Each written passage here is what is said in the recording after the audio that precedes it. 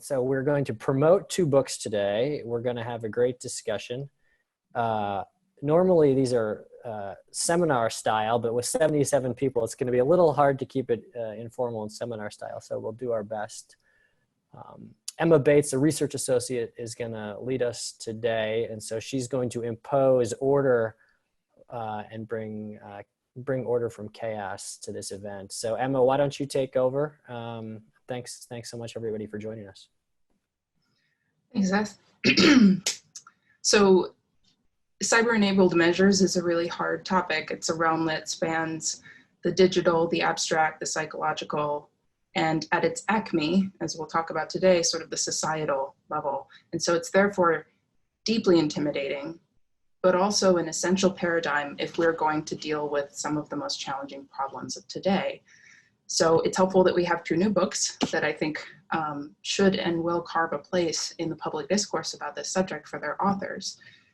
Thomas Rid is a professor of strategic studies at Johns Hopkins School of Advanced International Studies, and the author of several foundational cyber strategy works that shaped my generation of thinkers on this topic. He testified before the Senate Select Committee on Intelligence in 2017, saying that understanding cyber operations in the 21st century is impossible without first understanding intelligence operations in the 20th century. And his book shows how true that statement was. It's a foundational history of the art of winning without fighting, and demonstrating the enduring value of strategies that shape the adversary into a weaker, more confused, less effective version of itself. And our second speaker today is Ben Buchanan, director of the Cyber AI Project, as Seth said, at Georgetown's CSET, and author of The Hacker and the State, which dives into this theme of shaping the adversary, not just as a tool in conflict, but as a matter of course, a constant, ubiquitous element of our reality that has strategic consequences. So an admin note, I'm going to mute everyone while we moderate for 40 minutes or so until we open up for questions and answers, at which time go ahead and use the raise hand button, that function, so that we can have some order with so many people. But feel free also to type questions into the chat box, the public chat box for Thomas and Ben, and that'll help us direct the conversation to particular areas of interest that you guys have. So welcome, and I'll start us off with a broader question of introduction. For those who haven't spent their lives understanding this topic, give us a sense of how you conceptualize the kinds of operations that these 2 books are about. And I'll start with Thomas and then head to Ben. Okay, thank you, Emma, for the introduction. And this is an exceptionally exciting event, I have to say. I just looked at the list of names here, and it is truly a little daunting to see so many familiar names that many of whom I highly respect. And so yeah. I think Emma, did you mention the hand raise function? Yes. Okay, sorry. Use that at the end for Q&A rather than. Okay, sounds good. Sounds good. Yeah.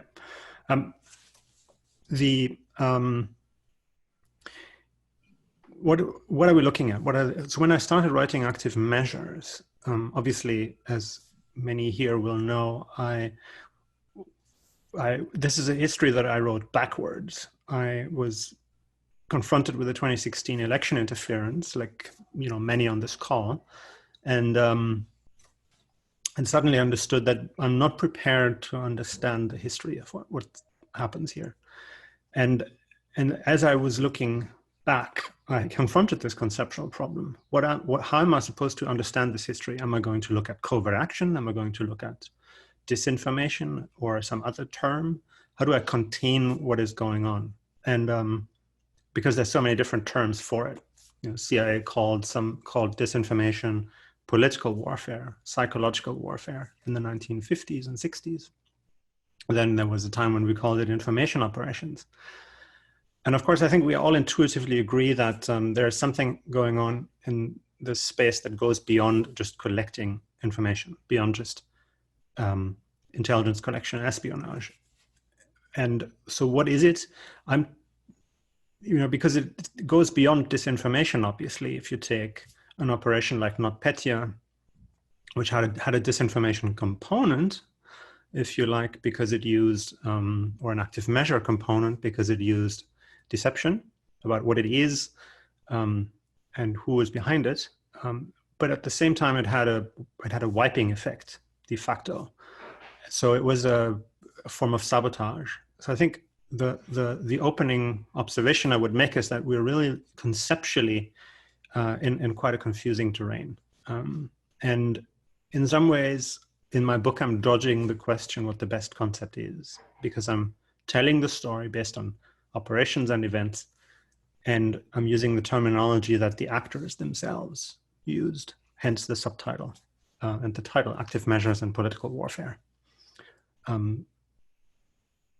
I'll stop here and give Ben a chance to respond, and I can say more later if you like.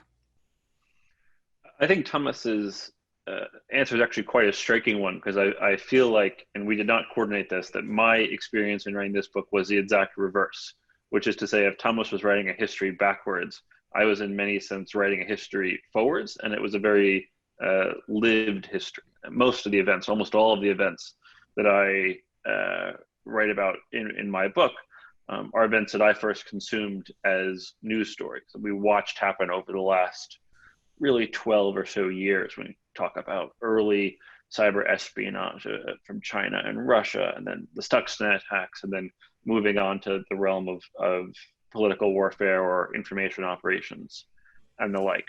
And I think what's remarkable when you approach things like that, when you're walking forward through this history, is how you see the aperture expand. And how even when one's focus is just on cyber operations, as mine was, you see that these tools that were once used just for straight espionage morph into tools also of attack, with the espionage continuing, and then morph into tools of what I call a destabilization, what Thomas has sometimes called subversion, where they're attempting to rip the seams of an adversary's social or indeed technical fabric. And I think that's the most remarkable thing to me, is that over the last 10 or 20 years in this business of cyber operations, we've seen a broadening of the concept of what it is cyber operations can do, in a way that I think portends a worrying future of cyber operations doing more. And that's part of the reason I think, I'm grateful to Tarun and Seth and Emma for doing this, because we can, whether we look at history backwards or forwards, I think we can get a sense very deeply of where we're going, based on what we've seen thus far. And that's true, I think, if you have a broad scope, as Thomas does, spanning nearly a century of history in many different kinds of operations, or even a comparatively narrow scope, as I do, spanning a decade or two and only cyber operations. The trend lines are quite evident and quite striking. Can I add a quick thought here? The problem, I think, is when you have an emerging field, and those of you with a military background especially, or those of you who study military history and military affairs will appreciate this. If you have a new, larger trend that is happening in air power, for example, like what you had in the 1990s with what was known as the revolution in military affairs, then you also have this competition for the best term, for the best concept to apply. And there's this, academics love coining terms, many do, not all of them. And the same is true to an extent in security establishments. People will start, writing papers and advocate for, say, new generation warfare, to use a Russian example. But then the terms oftentimes don't catch on among operators and are not used in practice. They remain somewhat academic and abstract, which I suspect may actually be the case with new generation warfare or many others. So I consciously decided I didn't want to go down that route. I'm more interested in events and operations and trends, not in academic discussions, not even academic discussions that happen within the security establishment.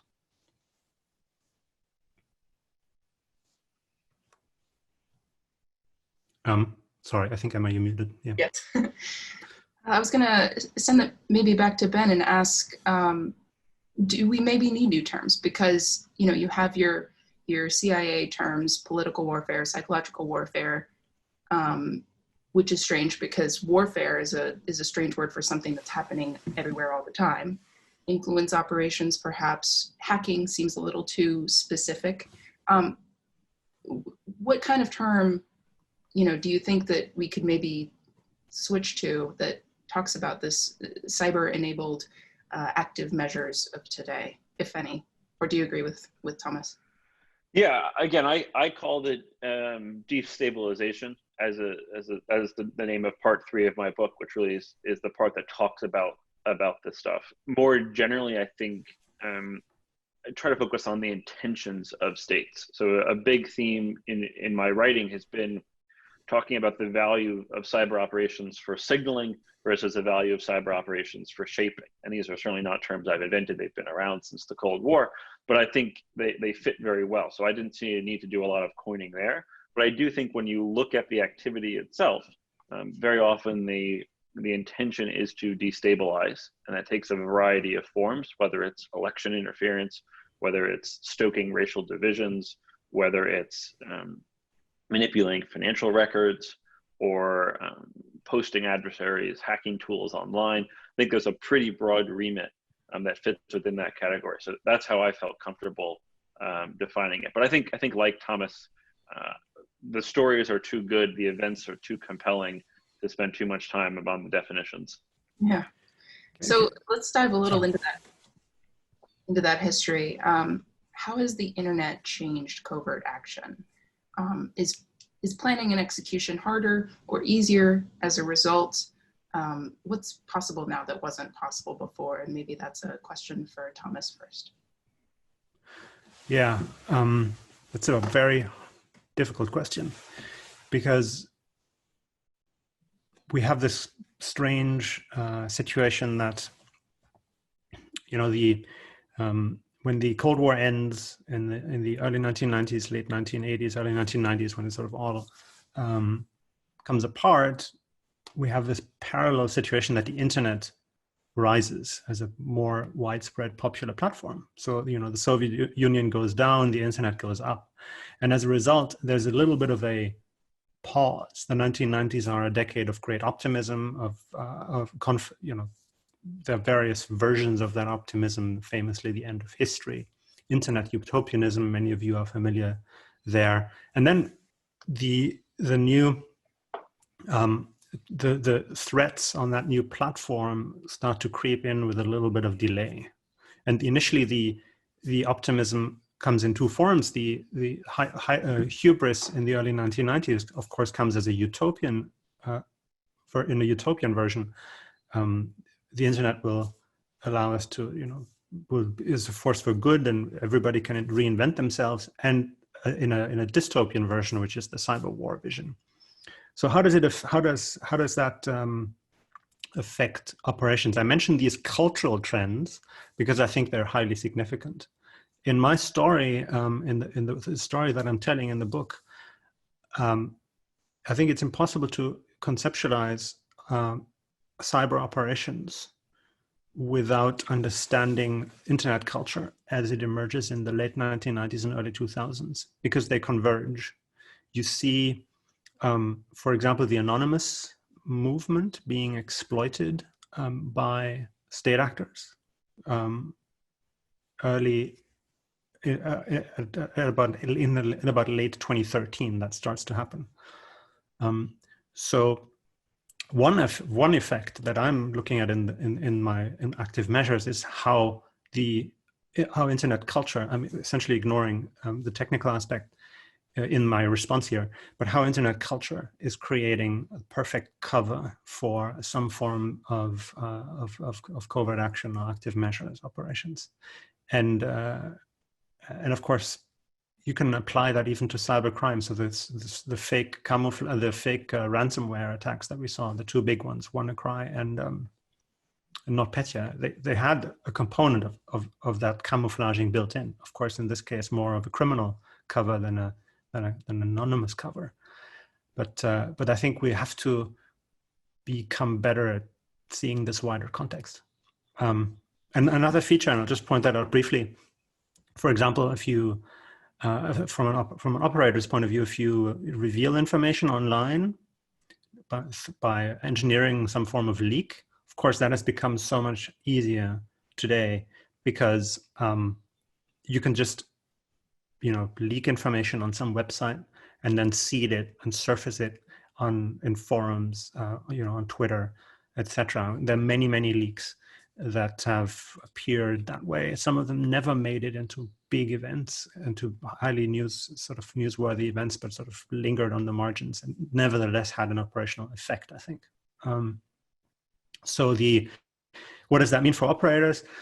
The punchline that I have used before is that active measures in the Cold War, in the pre-internet age, were more artisanal, while they are more industrial today. What I mean by that is that in order to trick journalists, first and foremost, which was the main multiplier in the pre-internet age, in order to trick journalists, you just had to invest better quality upfront.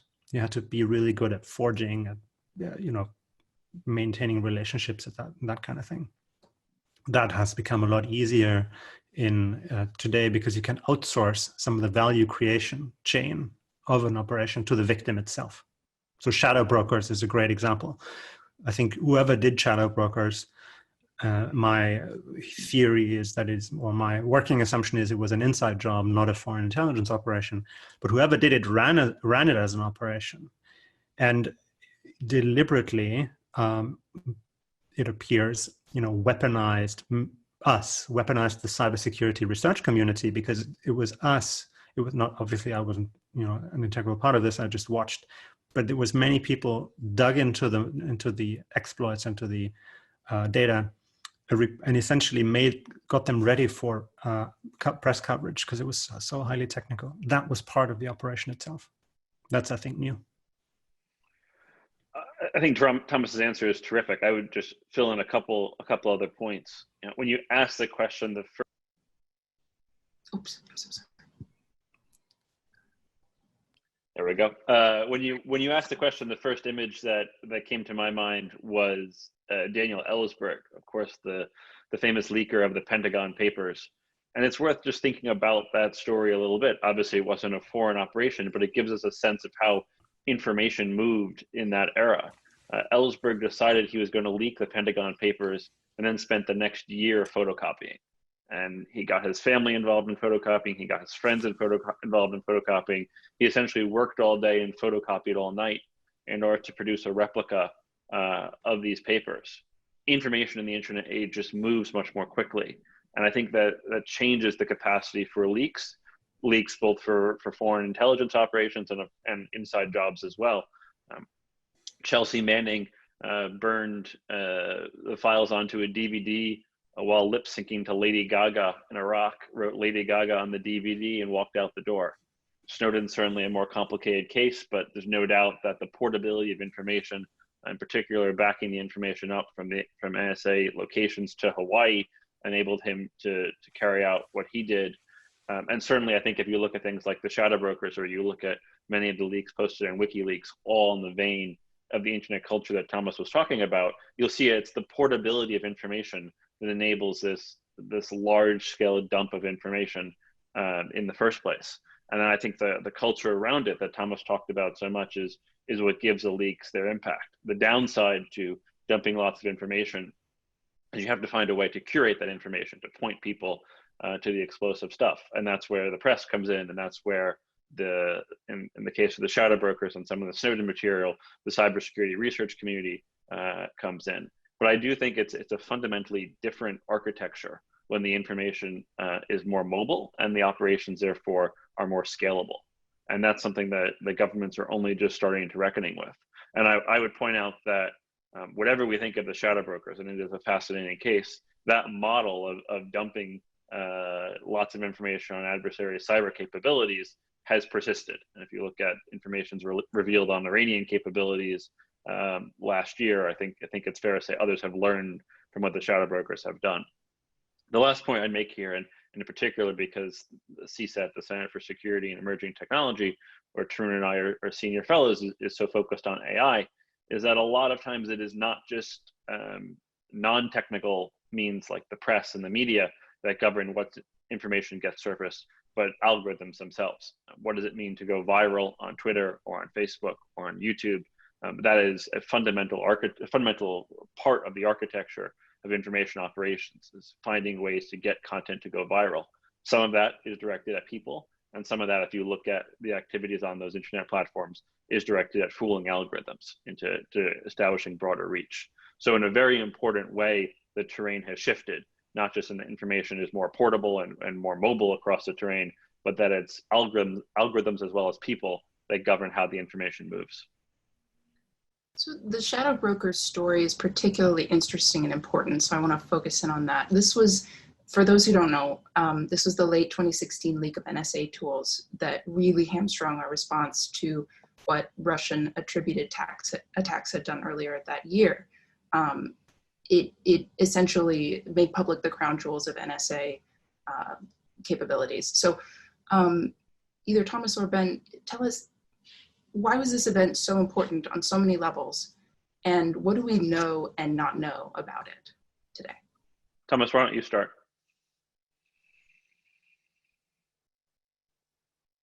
Sorry, what shadow brokers, sorry, say the question again, Emma, I apologize. Just asking about, tell us more about why the shadow brokers incident was so important and the impact. Yes, so shadow brokers was just the way it appeared. I mean, I'll tell the story. I have a chapter in my book on the story, but I remember I was sitting at my desk in London at the time, and I saw some former GCHQ, a friend of mine who had just left GCHQ, tweet about the incident. And he doesn't have a lot of followers, and whenever he tweets, I perk up and I'm really curious. So he tweeted about that incident, and I thought, I think he may have even direct messaged me, and I instantly knew this is going to be something big and started looking into it. And it became clear that this, very quickly actually, that this was most likely legit, this leak of NSA tools. And I mean, this is an extraordinary situation. This is, to some extent, over the next month, the shadow brokers leak would turn out to be more impactful on a tactical, operational level, potentially, than the Snowden leaks, because they actually leaked vulnerabilities and exploits, and including code names. There were a couple, lots of code names. There were a couple of PowerPoint presentations, even in later leaks. But it was done in a way that was clearly designed to antagonize and to enrage people in the U.S. intelligence community. Now, obviously, the timing was highly, highly suspicious, because literally the week before, Rob Joyce, then still at TAO and at NSA, had given an interview to, I believe it was ABC News, in which he explicitly, mentioned that NSA would go after, in order to attribute as high confidence, the people behind the election interference. That was at that. It was just a week, not long after the Democratic Convention, about 2 weeks later. So on the face of it, a working assumption that a lot of people made at the time was that this is the A team, the Russian A team, that is showing its hand, whereas the GRU hack and leak was more like the B team, because they was making so many mistakes. So that is, I think, a working assumption that a lot of people made in the security establishments watching this play out, which I think is why it became so important. One of the reasons why it became so important. But Ben has done some groundbreaking research on the case as well. So Ben, I'm sure you have something more perceptive to add here.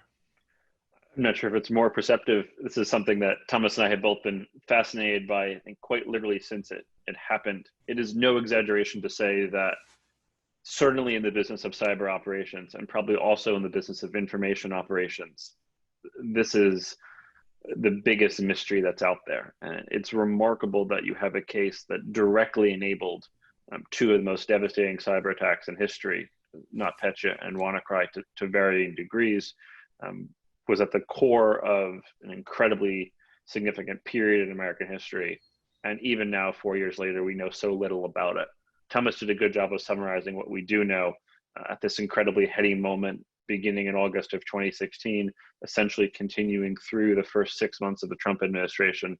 This group called the Shadow Brokers appears online and consistently posts internal NSA tools and documents, including live cyber exploits that are quite potent on the internet, as I said, that enable some of these cyber attacks that cost billions of dollars worth of damage.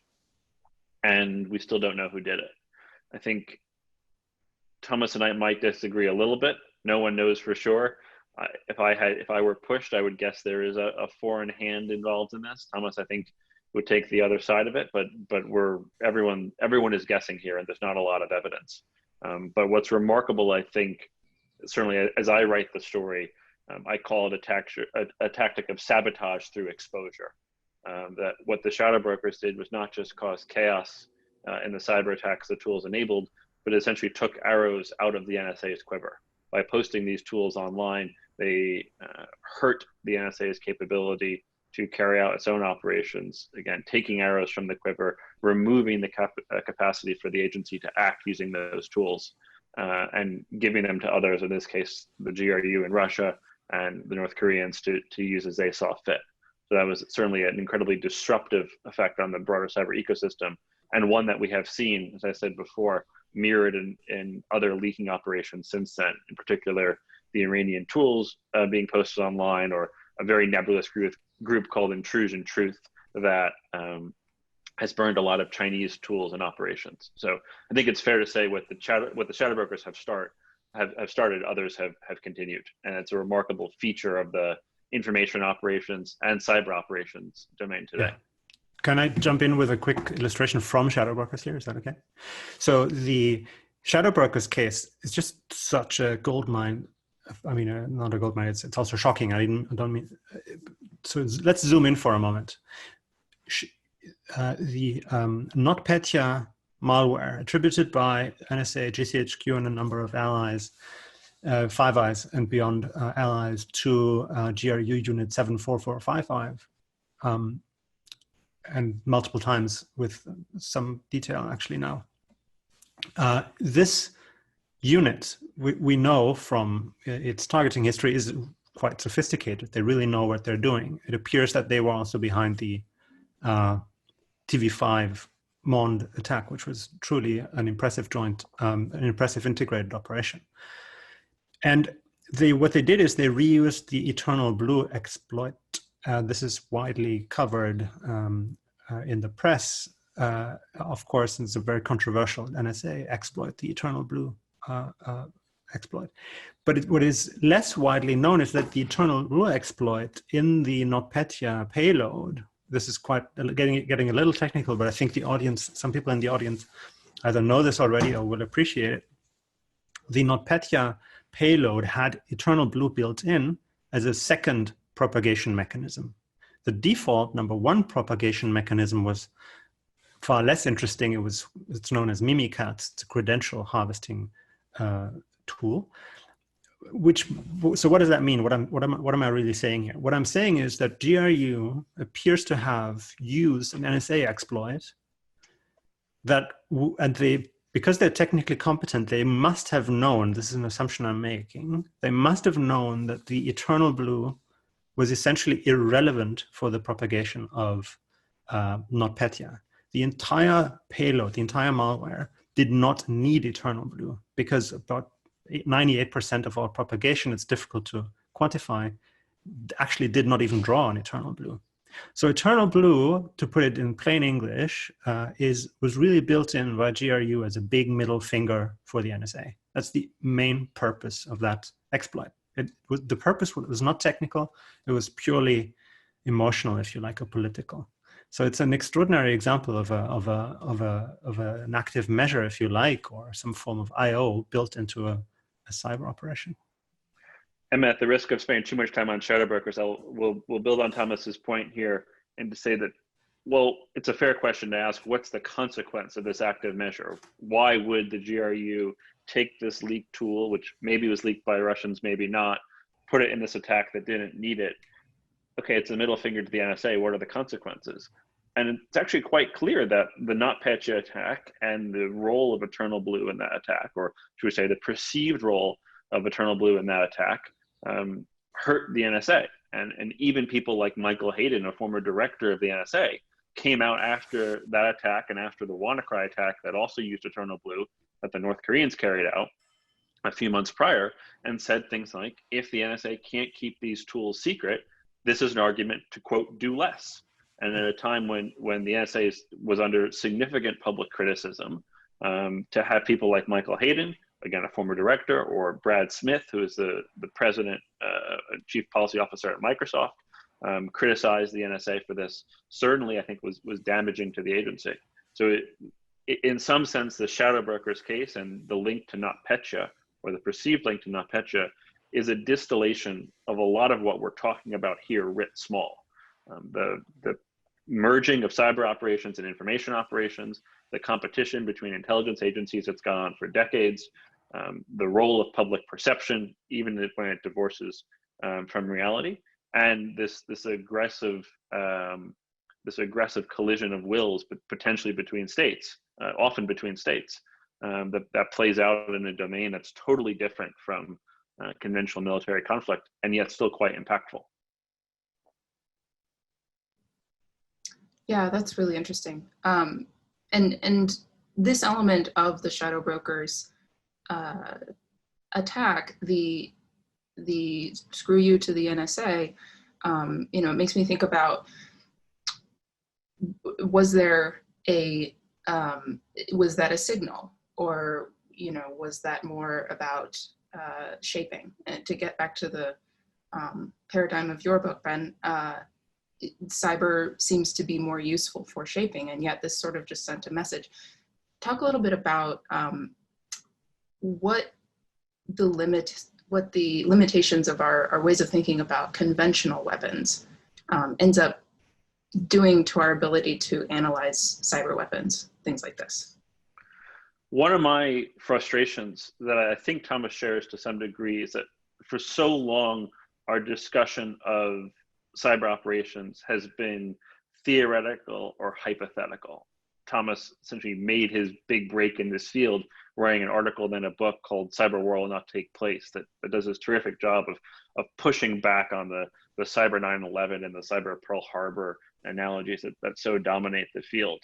Equally destructive, in my view, as these big nuclear analogies are analogies to conventional weapons, and in particular to the discussion of coercion and signaling that for decades dominated international relations. And if you think about the critical moments of the Cold War, the ones that we perceive as really meaningful, it's Kennedy and Khrushchev and the Battle of Wills over the Cuban Missile Crisis, or Reagan and Gorbachev at Reykjavik, images of presidential signaling, and also images of conventional weapon coercion, of proxy wars, or trying to signal with capabilities that you don't actually want to use.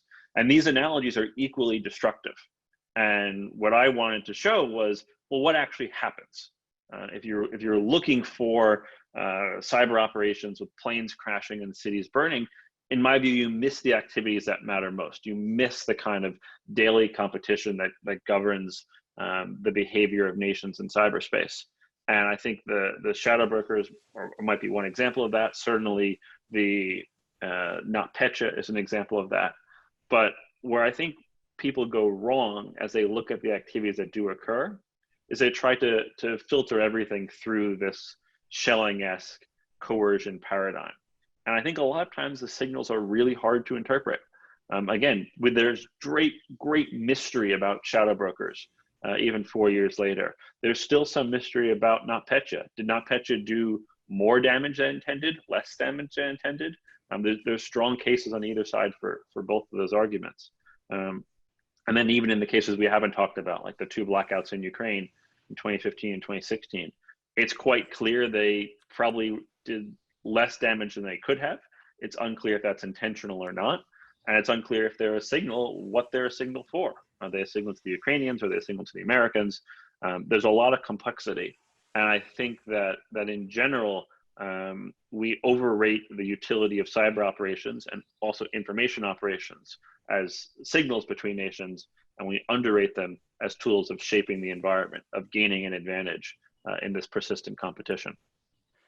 Now, if I may, just quickly, so we have this again, the audience here is truly spectacular today, for not just because there's so many people who have advanced the field in this group, but also a couple of people who have intimate personal experience with this kind of operations. And especially I checked with JP whether this is okay for me to call on him, because he's actually in the book. He's now... I warned everyone Thomas was a good cold caller. Well, I gave a pre-warning here. So JP was drawn into an operation, or maybe it's even fair to say targeted in the Ukraine in an operation. Maybe you can briefly just describe, I can also do it if you prefer, what happened. But I'd be really curious, JP, whether you could share with us. This was back in March, if memory serves correctly, in 2014, whether how you conceptualized this, because what happened, it was to make it brief, it was a hack, forge, leak operation. Although JP didn't get hacked, it was a Ukrainian kernel who got hacked, and then they forged an email from JP.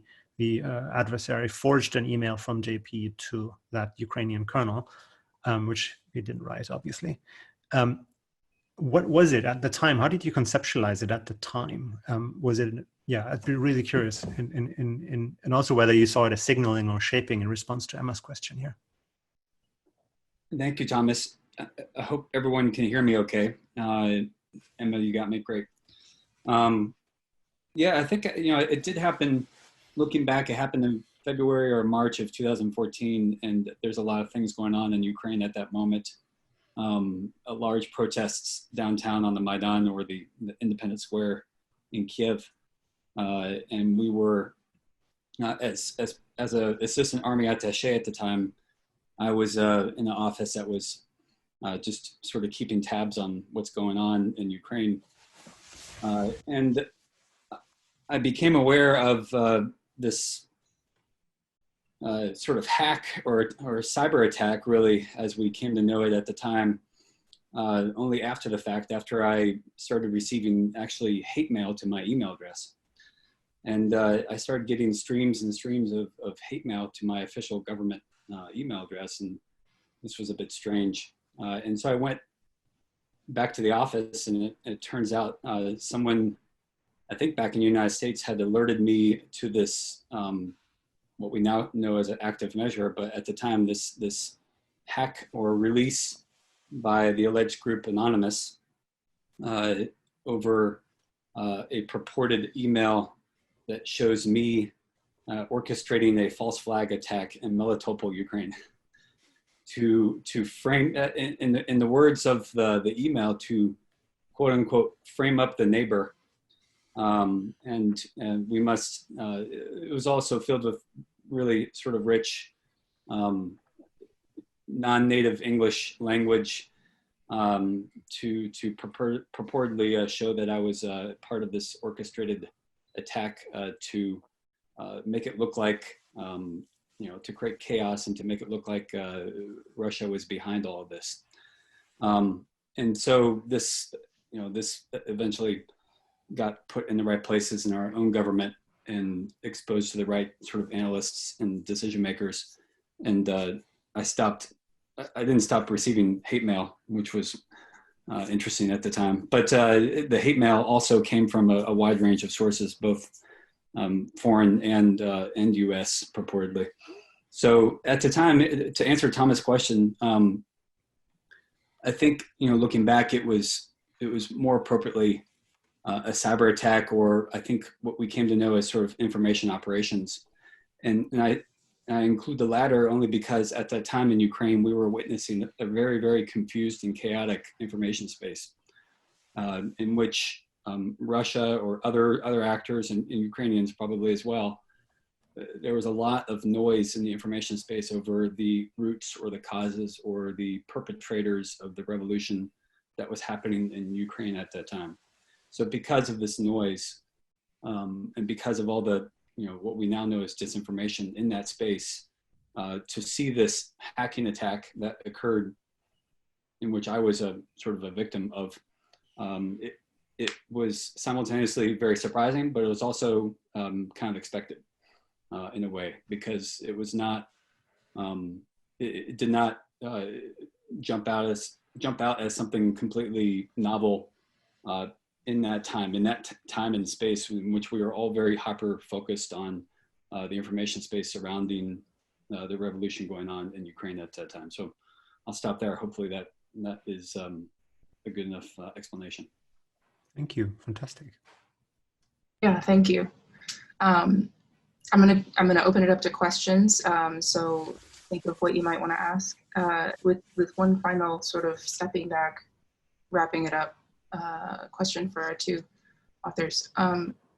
Should we better think of cyber active measures as a tactical sort of tool, or does it have more potential as a strategic tool? In what ways should we be thinking about this whole topic? I will start with this one because I think it actually might provoke an interesting potential disagreement between Thomas and myself. One of the things I like so much about Thomas's work is that because Thomas writes about this much more of a past history than I do, he often gets to see the full operation, where I only get to write about the technical middle that we can actually observe. Thomas, in many cases, has these really rich documents of both planning documents and also after action reports. And I think Thomas does a very good job of at least convincing me in his book that in many cases the Soviet planners and the CIA planners dramatically overestimated the impact of their operations. In fact, they thought these things had great strategic benefits when they maybe only had limited tactical benefits. And I think that's a good caution to all of us today as we think about cyber operations and a lot of what happens in the modern age of let's not be too self-congratulatory of our own operations, and let's not make our adversaries into 10-foot tall monsters for what they do. That said, I think there's no doubt in my mind that in part due to the scalability of operations, the speed of information that I talked about before, many of the operations we do see have more than just narrow tactical effects. That if you look at things like the election interference in 2016, or you look at things like the shadow brokers or the shadow brokers copycats, intrusion truth, and the like, I think those have a strategic effect in exposing adversary capabilities or ripping the seams of adversaries' social fabric. So certainly the aspiration is there, I think, in the modern age for strategic effects, but I'm very cognizant and in some sense chastened by Thomas's excellent history to note that people have always historically overestimated what these operations can do.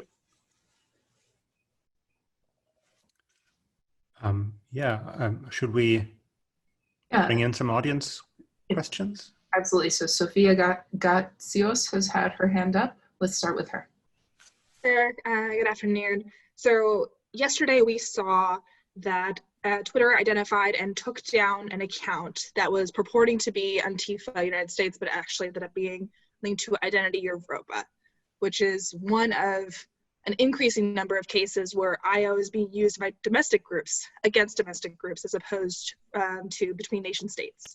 What do you think the future is of IO among domestic actors, and how will combating that problem be more difficult or different than that of nation states?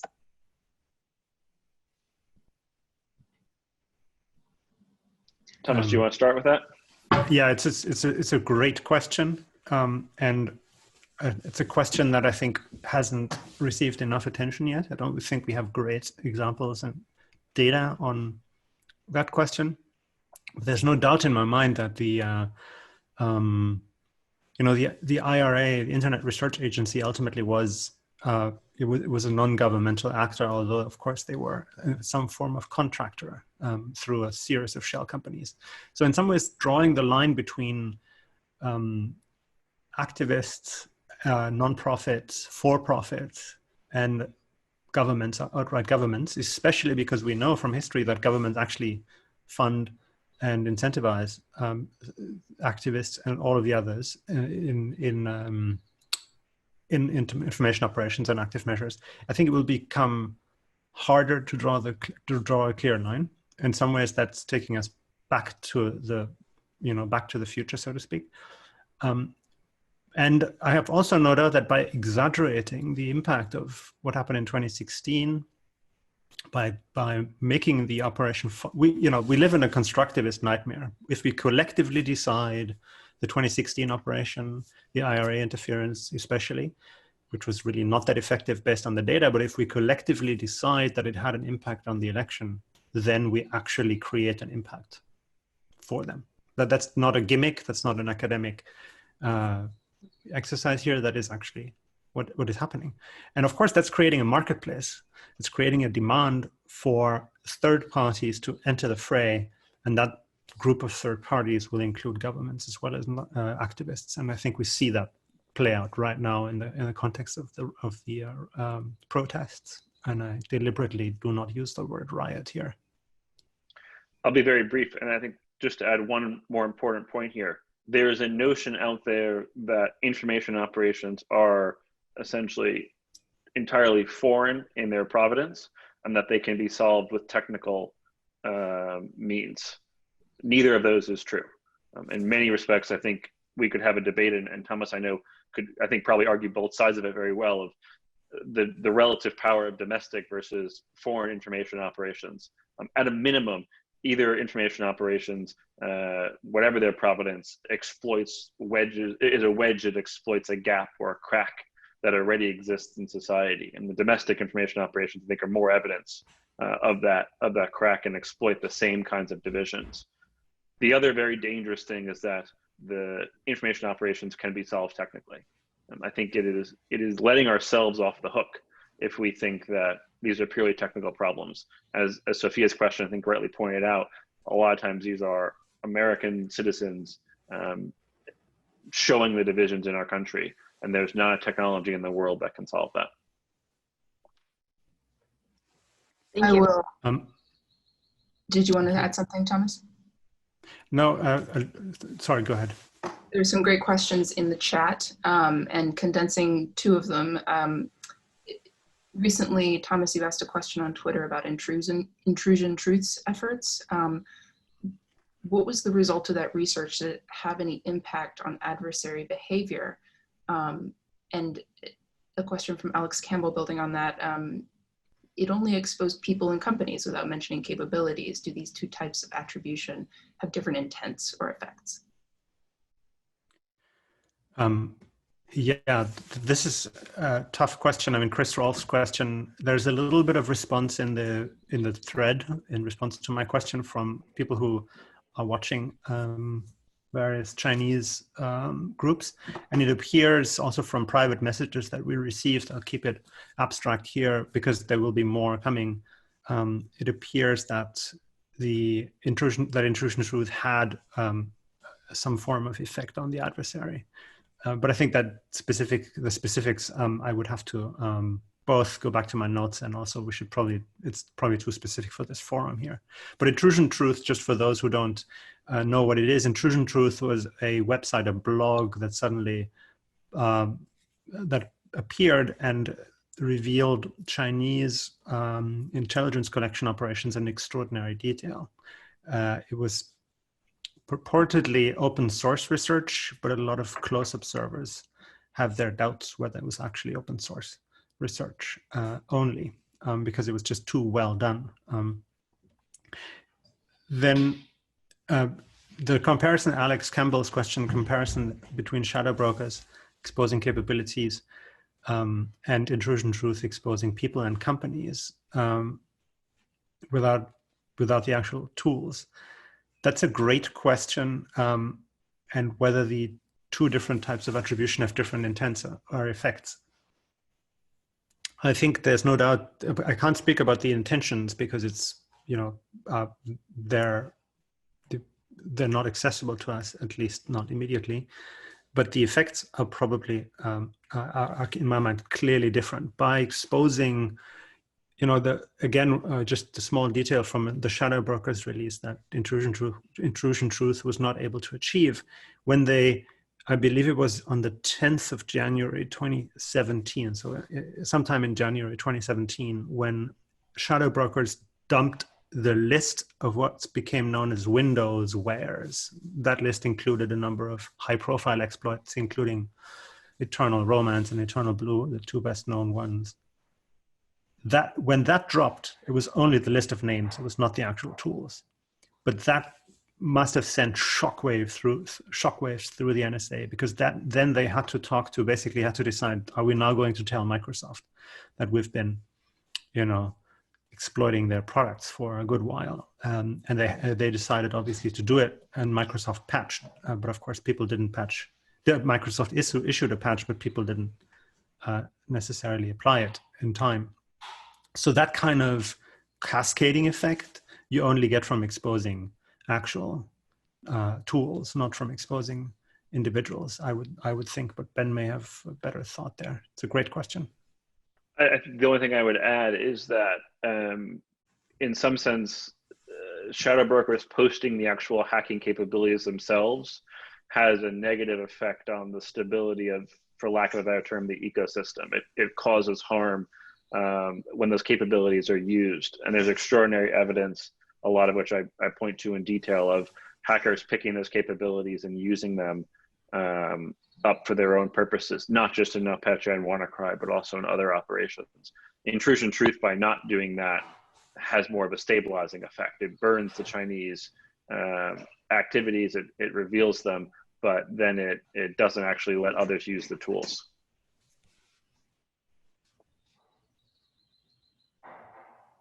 So I'll go ahead and invite others to raise their hand. In the meantime, Ben and Thomas, of the other questions in the chat, feel free to respond to any of those. I'll go ahead and mention one that was interesting. The combination of machine learning and algorithms. Andrew Dwyer asks, how about algorithms in shaping operations in the environment itself? Is this going to lead to a revolution in affairs or something that's overhyped?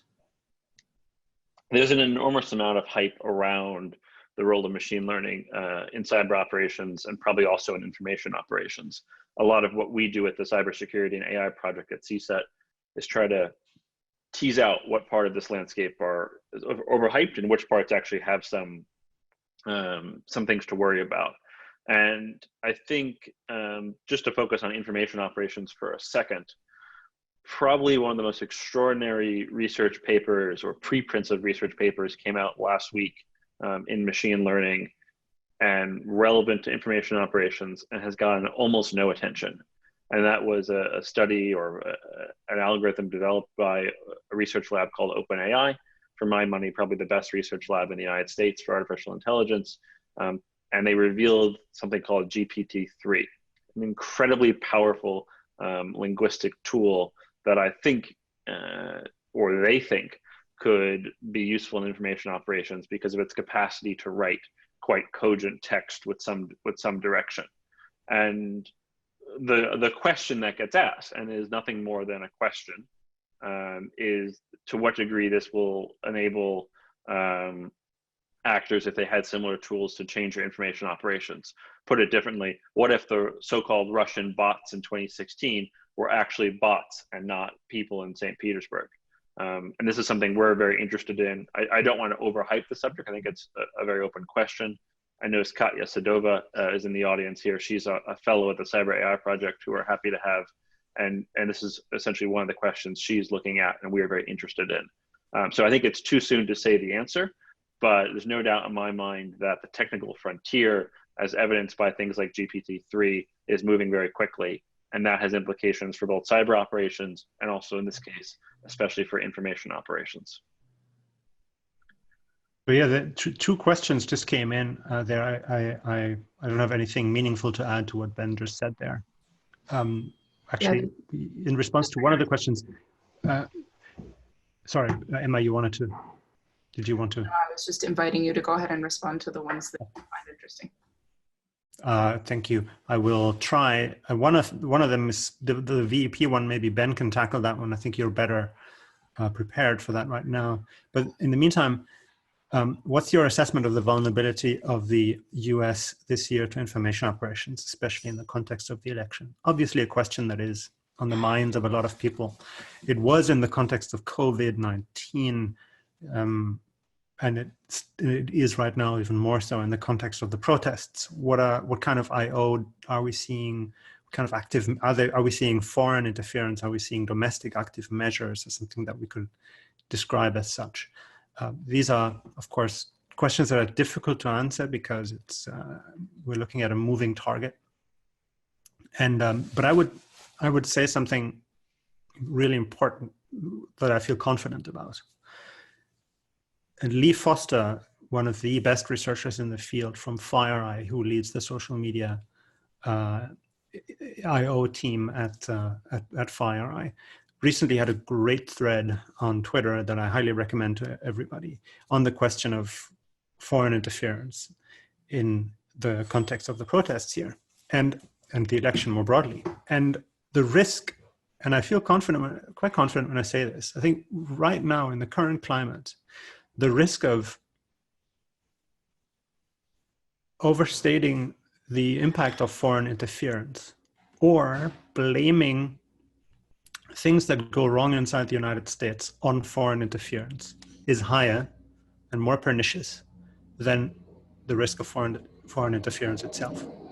We basically have to own this problem right now and tackle it honestly and not blame anything on outside interference, even if there is outside interference. If you look at the current situation from a foreign operator's point of view, it's very difficult to move the needle of what is going on here domestically, because it's such an organic, major historic trend, multiple ones at the same time, actually. And, blaming domestic problems on foreign interference is something that Russia is doing, is something that Turkey is doing. If the United States is blaming domestic problems on foreign interference, it's acting like a weakening democracy. And I think we should not fall for that temptation. I buy that entirely. I would just add the caveat, which is to say, that is not to say the government or the actors in the government responsible for guarding interference against foreign interference do not have their work cut out for them. Which is to say, I think Thomas is exactly right, Lee is exactly right. The United States owns this problem. A lot of the divisions, a lot of the harm is caused by American citizens acting against other American citizens. And we cannot blame our problems on race or the coronavirus response or partisanship or whatever it is on essentially Russian actors. No doubt about that. On the other hand, my concern as a citizen is that we have an entity in Russia that was reasonably aggressive in 2016, is perceived, rightly or wrongly, to have had a tremendous effect, suffered virtually no consequences for what they did. And I am concerned that they will be back for more in 2020. So while I don't think it's a get out of jail free card for us as Americans to have hard conversations about our society, I do think that Cyber Command or the aspects of governments that are tasked with defending against the Russian threat should expect the Russians to not sit this one out and to be very active this time as well. What that means we can debate. Certainly, I think you'll see forgery operations or information operations like you saw in 2016, maybe hacking and leaking. I am concerned as well about operations against voting infrastructure, even if it doesn't change votes, if it undermines the perception of legitimacy of an election, that could be quite damaging.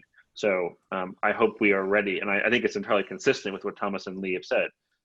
As much as we have to ask ourselves hard questions about where our society is, I hope we are ready to deal with an adversary that I fear will be emboldened and active this time around too. Can I just quickly add here, this is a very important distinction that Ben just made there. I think I'm absolutely expecting some form of foreign interference, obviously, but I'm not expecting anything truly meaningful on social media. So the entire IRA conversation, the Internet Research Agency and social media interference, I think it is a distraction. The more meaningful operations, if there are any coming, just like in 2016, by the way, would be the combination of hacking, leaking, and forging documents at a crucial moment. So, for example, when the report on Hunter Biden and Burisma is about to come out in the House, that would offer itself up as an opportunity for some form of disinformation operation. It's an invitation practically. So in short, situations where professional intelligence agencies can bring their resources to bear on an operation through sustained hacking campaigns that, get to potentially interesting material to leak, or through sophisticated forgeries, but more sophisticated than anything we've seen in 2016. They would have to be, but not in social media, just influence campaigning.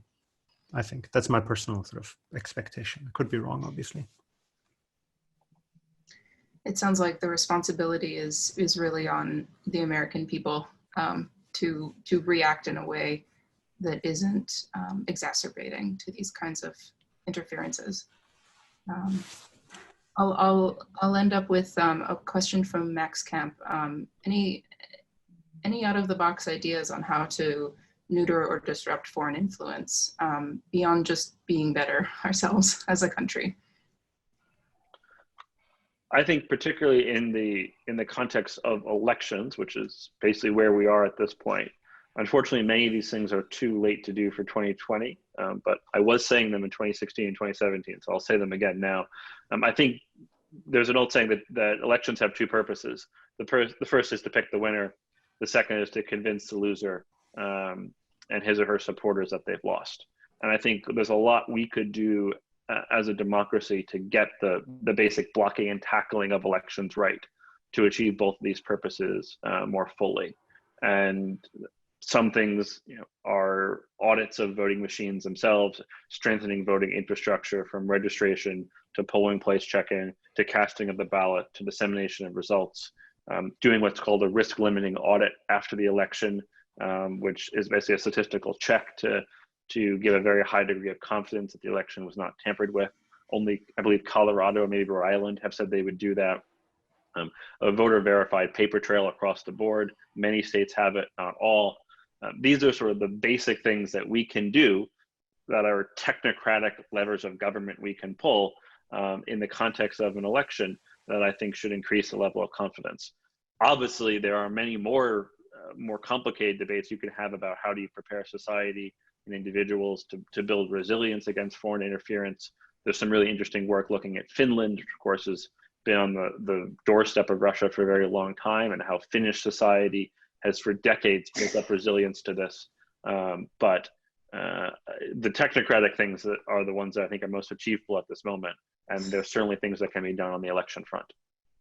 Go ahead and did you want to respond, Thomas? No, I don't know, in my experience, but that's something Kevin just alluded to as well. The heterogeneous, we have this simultaneous situation that there are a number of journalists out there right now who really, are focusing on both either cybersecurity or disinfo or both, and do some fantastic work. But of course, as soon as something hits the primetime TV coverage, then the quality of the coverage will drop drastically. And so I think we can have both at the same time. A lot of journalists are ready for the challenge, and a lot of them failing. So I'll go ahead and ask both of you to go ahead and wrap up. What are the takeaways that you think researchers, scholars who aren't necessarily familiar with this topic should take away? There are a lot of misconceptions and misunderstandings about this topic. What would you like to have understood better? I'll start with you, Ben, and then Thomas. I think, I don't know if I speak for Thomas here, but it's certainly a theme that's consistent with his work. Whether you're studying information operations or cyber operations, at some point you have to get to the operations themselves. And one of my continual frustrations with the discipline Thomas and I both inhabit of political science, but more generally, I think with the conversation in society about a lot of these subjects, is it's just so unmoored from the activity that takes place. The reason I wrote the book that I wrote, and I think it's probably fair to say the reason Thomas wrote the book that he wrote, is to go and find the cases that actually happen, to dig deeply into those stories, and then to figure out what they mean. And I think in a discipline that's becoming more large and quantitative, let's do a lot of regression, and in a broader media conversation that doesn't often have the time to go deep into technical facts, that is something that is actually doing those investigations and figuring out what they mean is something that's underrated. It's a way to surmount the barriers to entry in this space. It's something that students can do. And it's an opportunity for all of us to get closer to actually figuring out what's happening. And I think we would all do better if there was more of that out there. Certainly, Thomas is at SAIS, I'm at Georgetown, and in both places, and CSIS as well, we are, I think, are filled with people who are trying to do that kind of work. I think that methodology is really important, and is in some sense another connective tissue between the two books that we're talking about here. I mean, I would just say for anybody interested in the field, potentially starting out, just build trust relationships. It's not that there's only, I mean, there's so many sources of information. I mean, some people on this call, I'm looking at, I don't know, Matthew Dunwoody is here, Patton Adams are here. People in the private sector sometimes have such an extraordinarily rich perspective on specific actors and cases, and often they can't really talk about aspects of it, but we have this, it's really an amazing time to study cybersecurity information operations, because there's a real community there of people who meet at, sometimes small boutique conferences. You can have the most stunning conversations over drinks and really learn so much from these participants. So I think it's, be open-minded, make good contacts, be nice to people, and especially be humble, because there will always be people who know so much more about specific cases, even if you think don't think you know it all. Obviously, that would be a stupid move. Yeah, thank you for those thoughts. So I'll just thank everybody for joining us today. These two books, Active Measures by Thomas Rid and The Hacker and the State by Ben Buchanan, are both extremely thoroughly researched, really showing us the depth of this, what I think of as a layer of reality that most of us don't notice, even as it is shaping our lives. And yet both authors have managed to make their work not just accessible, but really gripping and powerful reads. Having just finished both of them, I highly recommend them both. And finally, thank you, Thomas and Ben, for joining us today. This has been really enlightening, and I've really appreciated learning from you guys. And thanks, Seth, for hosting. Project on History and Strategy and the Center for Security and Emerging Technology at Georgetown University. Thanks, everyone. Thank you, Emma, Thomas, Tarun, and Seth. This was great. Yeah, thank you all. And hang in there, everybody. Be safe. Everybody be well. Thanks, fellas. Thanks, Emma. Great job.